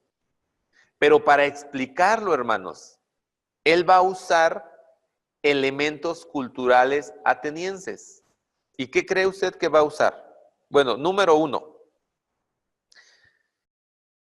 La manera en que Pablo inicia su discurso, hombres de Atenas o varones atenienses, es la misma forma en que empieza el discurso de Demóstenes a los atenienses. Es exactamente las mismas palabras. Entonces, probablemente Pablo está citando o simplemente es la manera en que se empieza siempre un discurso. Pero él está haciendo esto. Y más adelante, él va a decir, porque en él vivimos, nos movemos y somos, como también han dicho algunos de sus poetas, porque también somos linaje de él. Esas son citas de poetas griegos, Epiménides y Aratos. Son dos poetas griegos que Pablo está citando para argumentar a su favor lo que él va a decir con respecto de Dios o lo que él está diciendo con respecto de Dios. Si él les hubiera citado el Antiguo Testamento, estos no entenderían de qué les está hablando. Pero les va a citar a poetas de ellos mismos, palabras de los poetas de ellos mismos, que seguramente ellos conocían. Y que probablemente ellos habían discutido los poemas de estos hombres. Y tenían un acercamiento a esos conceptos que estos poetas están manejando. Pablo está tomando eso y le está sirviendo como ese puente para introducir su tema. Su tema es Jesucristo. Después de eso, él hace la descripción o la exposición con respecto de quién es Dios y presenta a Jesús, quien había muerto y resucitado. Si usted se da cuenta en el discurso de Pablo, va a tomar elementos culturales que él está observando ahí, que él conoce de los atenienses, para tender el puente, pero no está renunciando a lo que es el centro de su predicación. Jesucristo, Dios, su muerte y su resurrección. Y este es un gran ejemplo para nosotros, hermanos. Este es un gran ejemplo para nosotros. Nosotros debemos ver qué cosas de nuestra cultura podemos utilizar para introducir el Evangelio. Para que la gente pueda escuchar el Evangelio de una manera real, total. Hay una costumbre aquí en Oaxaca, hermanos. Se celebró el día de ayer. Yo no sé si usted tenga conocimiento de esto, pero si no, va a conocer algo de Oaxaca en este momento. Aquí en Oaxaca, el cuarto viernes de la Cuaresma, se celebra el Día de la Samaritana. Esta costumbre está basada de alguna forma en el relato de los evangelios o del Evangelio de Juan, donde la mujer de Samaria, de Sicar, junto al pozo, tiene este encuentro con Jesús y Jesús le pide agua de beber. Bien, en la religión popular aquí en Oaxaca se enseña que efectivamente la mujer sí le dio agua a Jesús y Jesús se tomó su vaso de agua. Y tomando de ahí, aquí en Oaxaca se celebra el Día de la Samaritana. ¿Qué se hace el Día de la Samaritana, hermanos? En escuelas, edificios públicos, comercios, casas particulares, mercados, tiendas, supermercados, donde sea, se ponen ollas de agua fresca de diferentes sabores, garrafas de nieve, y a toda persona que pase y que pida su vaso de agua, se le da gratis. Gratis. Entonces, si usted quiere irse a tomarse las aguas de todos los sabores que se puede imaginar, simplemente se va al centro y conforme va pasando, dice a mí, deme de esta agua un vaso. Y si lleva su jarra, le llenan la jarra. Y usted se puede regresar a su casa con su jarra. Y le dan su nieve. Y en algunos lugares, donde son más espléndidos o pudientes, le regalan su dulce regional. Un pastelito de los que se hacen aquí en Oaxaca. Esa es una tradición. Ahora, esto es una cuestión cultural. Solamente en Oaxaca se hace eso. ¿Podría la iglesia de aquí de Oaxaca aprovechar esa festividad cultural para introducir el evangelio? La respuesta es sí. La respuesta es sí. De hecho, en estas fechas hay algunas iglesias que ya lo están haciendo. Ya lo están haciendo. Yo conozco una iglesia, conozco un hermano que fuera de su templo o del templo que usa la iglesia, el lugar donde se reúne la iglesia, ponen su puesto de aguas y regalan agua. Pero le dicen a la gente, ¿quiere escuchar la verdadera historia de la samaritana? Y entonces ahí le explican que en realidad la samaritana no le dio agua a Jesús, sino que fue Jesús quien le dio del agua verdadera. Y se introduce el evangelio. Se le regala su folleto. Y a los que quieren, pues se ora por ellos. Se está aprovechando un elemento cultural para introducir el evangelio. Yo me pregunto, ¿Pablo hubiese aprovechado esto desde hace muchos tiempos si estuviera aquí para hacer eso? Yo creo que sí. Yo creo que sí. Y así como esa costumbre que tenemos aquí en Oaxaca, bueno, aquí en Oaxaca tenemos un montón. Hay algunas, hermanos, que a lo mejor allá donde usted está, usted puede verlas y decir, oye, ¿y si aprovecho esto como un vehículo para presentar el evangelio? Si esto lo puedo usar para presentar el evangelio, porque el relato de Hechos que nos presenta Lucas, hermanos, es el relato del evangelio entrando en culturas diferentes y transformándolas. Pero en la mayoría de los casos se van a usar elementos culturales que van a servir de puente para que el evangelio sea entendido por aquellos a quienes quiere ser llevado. Si esto no fuera así, hermanos, ¿por qué cree que el Nuevo Testamento se escribió en griego? Porque era el idioma, era como ahorita yo decía hace rato, ¿no? Nos ponemos de acuerdo en inglés. Era el idioma que todo mundo entendía. Y la iglesia lo entendió y Dios usó ese idioma para transmitir las verdades del evangelio. Era un aspecto cultural, hermanos. Algunos otros van a ver que algunos elementos del evangelio en algunas cartas van a ser presentados en categorías filosóficas. Por ejemplo, en el evangelio de Juan,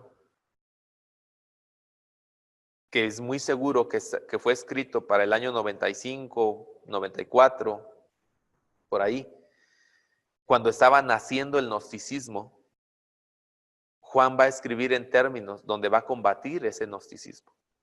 La primera carta de Juan hace lo mismo. Hebreos, cuando habla de que se le dijo a Moisés que hiciera las cosas exactamente como el modelo que se le mostró, el modelo celestial, y luego dice que todo lo que hicieron, el tabernáculo y todo eso que hicieron, era sombra de lo que había de venir, está hablando en categorías de la filosofía gnóstica. Entonces, la iglesia, hermanos, siempre aprovechó los contactos culturales para introducir el evangelio. Siempre lo hizo. Y creo que estamos llamados a hacerlo nosotros ahora, hermanos. Aquí en el discurso de Pablo en Atenas, nosotros vemos un buen ejemplo de eso. ¿Dio resultado? Algunos dicen que aquí en Atenas Pablo no tuvo éxito. Sin embargo, en el versículo 34 dice que sí hubo gente que se convirtió. Entonces, hermanos, estas son las enseñanzas que la narrativa de Hechos nos da a nosotros para entender que debemos ser muy estratégicos al momento de introducir el Evangelio. Eso es con el aspecto cultural. Pero otro aspecto que nosotros vamos a ver desarrollado aquí, hermanos, en Hechos, es el aspecto del equipo de colaboradores. Pablo va a encontrar a Aquila y Priscila, ¿verdad? Más adelante. Ya eran cristianos, pero Pablo los toma y los hace de su equipo y los envía a hacer ciertas cosas. Se va a encontrar a Apolos y se los encarga ahí a Aquila y Priscila para que lo evangelicen correctamente, lo pongan en el centro de lo que es la doctrina del Evangelio, y Apolos sigue adelante. Vamos a encontrar que Apolos después va a ser tan bueno que incluso se va a convertir en algún sentido, desde la perspectiva de la carta de Corintios, en rival de Pablo, ¿no? Yo soy de Pablo, no, yo soy de Apolos. Pero Pablo no está haciendo otra cosa, sino desarrollando su equipo. Y por eso va a estar con él Tito, y Silas, y Timoteo, y Demas, y Clemente, que va a ser mencionado en Filipenses, y Evodia y Síntique también son parte de su equipo, porque él mismo las llama así, parte de su equipo. Entonces, vemos también que conforme va creciendo la iglesia y conforme se va extendiendo, se va a hacer necesario también la capacitación de nuevos miembros de los equipos misioneros, y Pablo va a hacer eso. Otra cosa que vamos a encontrar es que Pablo va entonces también a poner o a trabajar en que exista un liderazgo dentro de las iglesias locales, para que ese liderazgo conduzca a la iglesia hacia el fin, hacia el propósito por el cual las iglesias están siendo sembradas. Es otra cosa más que nosotros vamos a ver en el relato de Hechos. El extendimiento de la iglesia a través de las culturas y la formación de un liderazgo para las iglesias. Y yo diría la formación de un liderazgo plural, porque nombró ancianos entre ellos, dice el texto. Entonces, estas son las enseñanzas, hermanos, que nosotros podemos ver y tomar del libro de los Hechos. Y vemos entonces cómo el Evangelio se sigue extendiendo al punto que vamos a ver más adelante diciendo, estos que trastornan el mundo entero también han llegado aquí. Porque eso es lo que hace el Evangelio. Trastorna la cultura. ¿Y cómo lo hace, hermanos? Transformándola. Transformando la cultura. Aprovecha elementos culturales, tiende los puentes, pasa a la cultura y la transforma. Y de esta manera el Evangelio se sigue extendiendo. Algo más que vamos a ver nosotros en el libro de los Hechos, hermanos, es la existencia, hermanos, de el peligro de la corrupción doctrinal que las iglesias van a estar viviendo. Pablo lo va a advertir en su despedida en Mileto a la iglesia de Éfeso, les va a decir que que es posible que en medio de ellos se van a levantar lobos. Pero ese es el peligro que ha existido en la iglesia siempre, hermanos. Y por eso los ejercicios de capacitación, de aprendizaje, son muy buenos para que nosotros podamos aprender a transmitir la doctrina, a preservar la doctrina que la iglesia está llamada a defender. No sé si tengan algún comentario, hermanos. El hermano Jaime tiene un comentario. Adelante, hermano. Hermano, cuando hace 6 años hubo cambio de alcalde en cierto municipio, no digo el nombre para que no se afecte a nadie. El que entró como alcalde nos pidió ayuda al pueblo cristiano.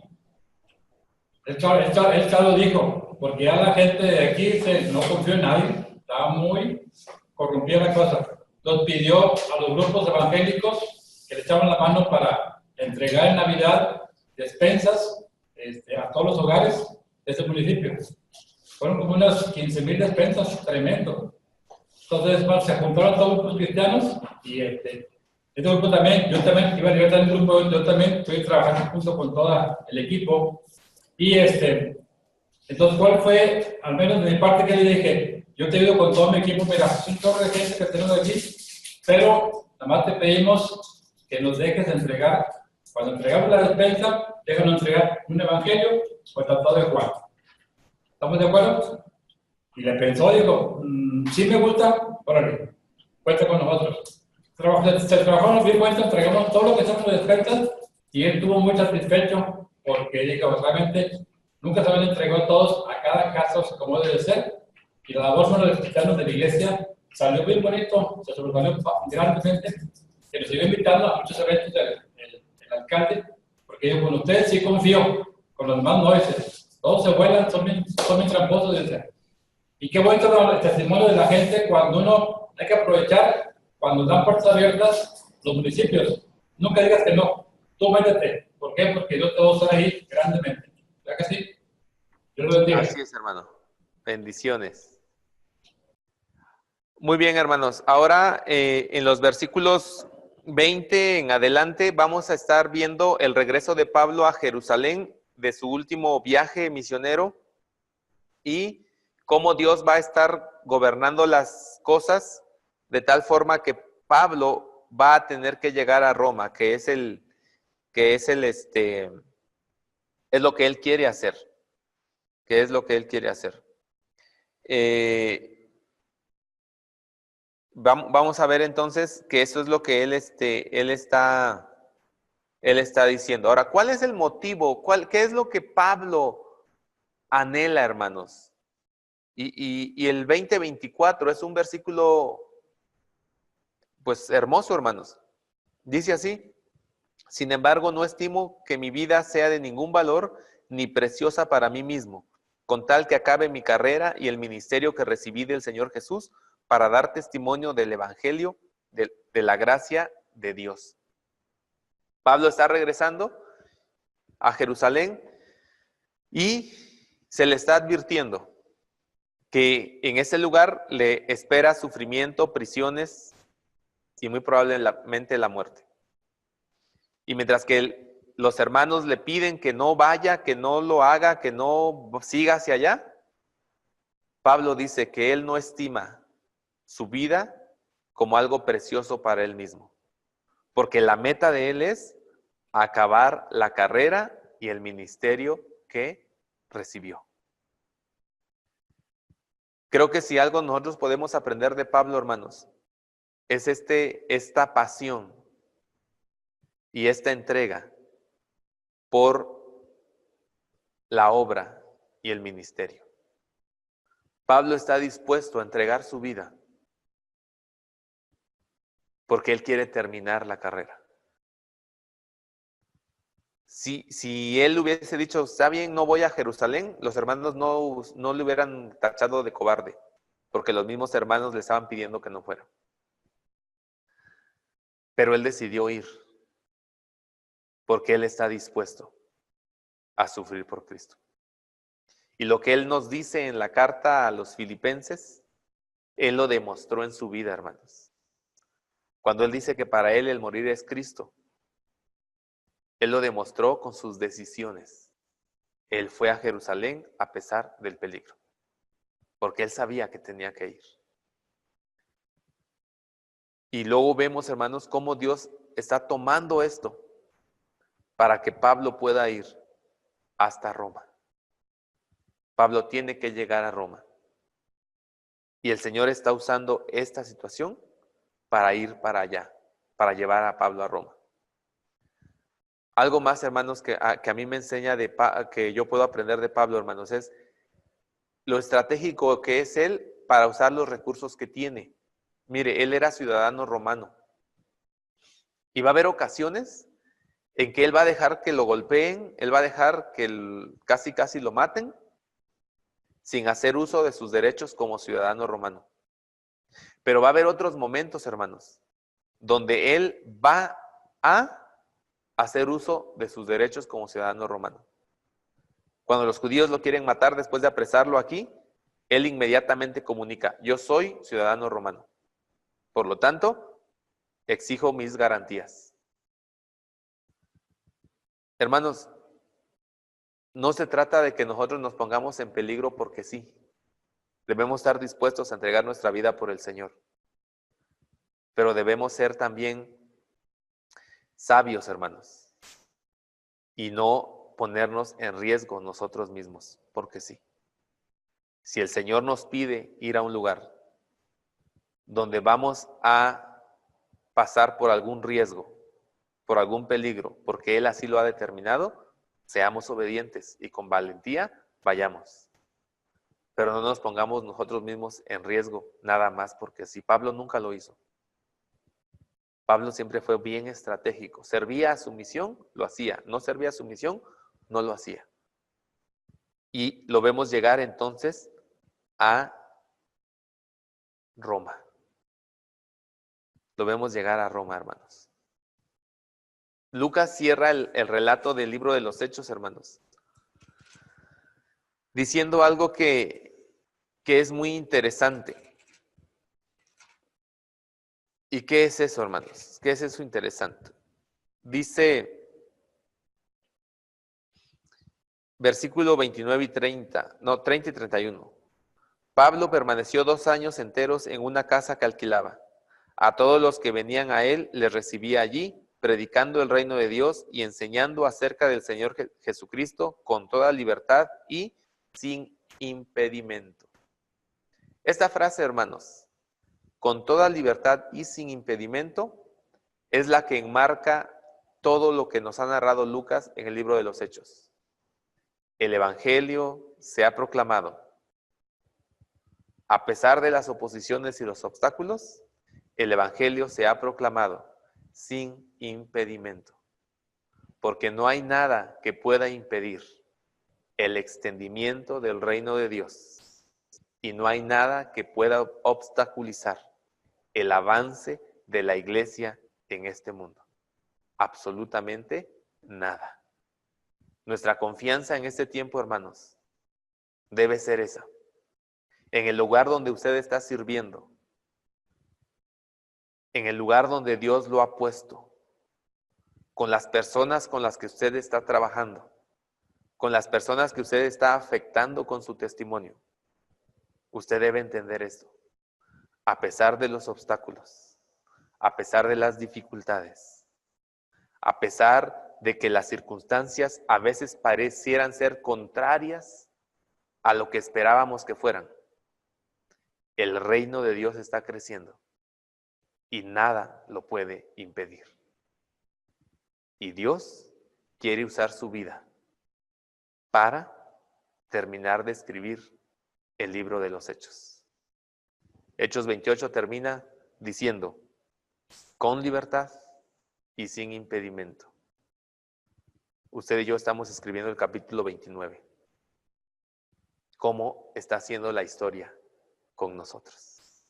¿Cómo la está escribiendo usted? Que la historia que Lucas nos narra en Hechos, hermanos, nos sirva de inspiración para que ahí donde usted está, con las personas con las que está, usted predique el Evangelio y no permita que nada le impida ser un agente del extendimiento del reino. Dios les bendiga, hermanos. Por mi parte, hemos concluido esta etapa. Fue una gran bendición para mí estar con ustedes. Fue una gran bendición para mí estar compartiendo esto con ustedes. Y es mi oración, hermanos, que si de alguna manera lo que aquí hemos expuesto, Él puede usarlo para bendecir su vida y para que usted pueda ser animado a continuar, a seguir, a persistir en la obra que Él lo ha llamado, que así sea. Ha sido un privilegio, hermanos, servirles, estar con ustedes, y si el Señor nos permite, pues nos veremos por aquí en algún otro momento o nos veremos allá en Zacatecas, en Monterrey, en La Paz, en Houston, en España, donde sea que sea. Y si no nos vemos aquí, hermanos, no hay ningún problema. Nos vemos allá arriba. Y las cosas que usted no me entendió aquí, porque fui confuso al decirlas, un día hasta tendremos mucho tiempo y las platicaremos. Gracias, hermanos. Que Dios les bendiga. Déjenme orar por ustedes y de esta manera terminamos nuestra clase y nuestra sesión de esta mañana. Señor Dios Todopoderoso, gracias por la vida de mis hermanos. Gracias por su disposición, Señor, a aprender, a adquirir herramientas, a seguir creciendo en sus convicciones, Señor, pero sobre todo, gracias, Señor, porque ellos, estoy seguro, cada día se están comprometiendo más y más en el servicio a ti. Bendícelos y usa sus vidas, Señor.